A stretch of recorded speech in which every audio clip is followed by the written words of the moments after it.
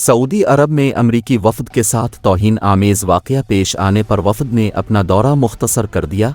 मजहबी आज़ादी से मुताल्लिक़ अमरीकी वफ़द ने कहा कि इसने सऊदी अरब का दौरा इस वक्त मुख्तसर कर दिया जब सऊदी हुक्काम की जानिब से वफ़द के सरबराह ऑर्थोडॉक्स रबी अब्राहम कोपर से कहा गया कि वो यहूदियों की तर्ज की बजाय सर ना ढांपे अकुप्पा उतार दें। USCIRF की जानिब से कहा गया कि यह ख़ास तौर पर अफसोसनाक है कि मजहबी आज़ादी को फ़रोग़ देने वाली अमरीकी हुकूमती एजेंसी के नुमाइंदे के साथ ऐसा हुआ। इस वाक़या के बारे में सऊदी अरब की जानिब से अभी तक कोई तबसरा नहीं किया गया है। सऊदी अरब और अमरीकी इत्तेहादी के माबैन गज़ा जंग की वजह से कशीदगी में इजाफ़ा हुआ है, जिसमें अब तक 31,000 से ज़ायद फ़लस्तीनी शहीद हो चुके हैं। मज़ीद जानने के लिए वीडियो देखते रहें।